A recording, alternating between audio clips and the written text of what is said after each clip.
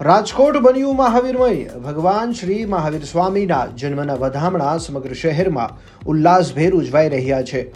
મહાવીર કલ્યાણક જન્મોત્સવ નિમિત્તે આજે રાજમાર્ગો પર જૈન સમાજ દ્વારા ભવ્ય શોભાયાત્રાનું આયોજન કરવામાં આવ્યું હતું। ભગવાન મહાવીર સ્વામીના સિદ્ધાંતો અહિંસા, પ્રેમ અને કરુણાને આકર્ષક ફ્લોટ્સ દ્વારા રજૂ કરવામાં આવ્યા હતા। જુઓ રાજકોટથી મિલન ત્રિવેદીનો રિપોર્ટ। આજે શ્રમણ મહાવીર ભગવાન જન્મ કલ્યાણક મહોત્સવની સમગ્ર રાજકોટમાં તમામ જૈન ફિરકાઓ દ્વારા ઉજવણી થઈ રહી છે। ખૂબ ભવ્ય શોભાયાત્રાનું આયોજન કરવામાં આવ્યું છે। 27 થી પણ વધારે ફ્લોટ છે અને 9 થી પણ વધારે અલગ અલગ સ્ટેજ બનાવવામાં આવ્યા છે। એમાં જૈન ધર્મના સિદ્ધાંતો અને મૂલ્યોને ઉજાગર કરતી કૃતિઓ કરવામાં આવી છે અને ત્યારબાદ ધર્મસભાનું આયોજન કરવામાં આવ્યું છે।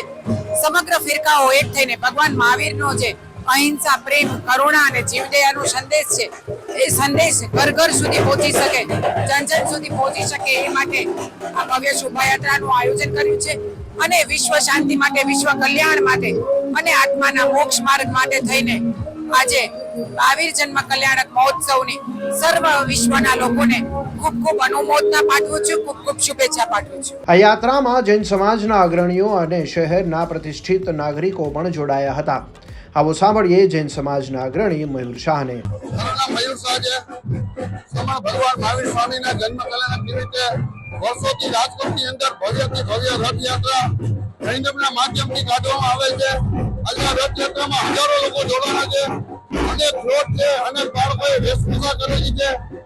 આ ધર્મયાત્રાનું સમાપન તારાપતિ જૈન મોટા ઉપાસક ખાતે થશે, ત્યાં ધર્મસભામાં પરિવર્તિત થઈ ધર્મસભા પૂર્ણ થાય હજારો લોકોનું સ્વામી વાત્સલ્ય પણ આજે આયોજન કરવામાં આવે છે।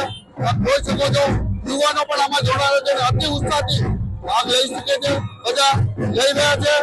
ગઈકાલે પણ વર્લ્ડ નૌકા ડેમાં 108 દેશોમાં વર્લ્ડ રેકોર્ડ પ્રસ્થાપિત કરવામાં આવ્યો, જેમાં આપણા માનનીય વડાપ્રધાન નરેન્દ્રભાઈ મોદી, આપણા માનનીય મુખ્યમંત્રીજી ભૂપેન્દ્રભાઈ પટેલ દરેકે ભાગ લઈ અને નૌકા મંત્રના જાપ પૂર્ણ શ્રદ્ધાથી કરે।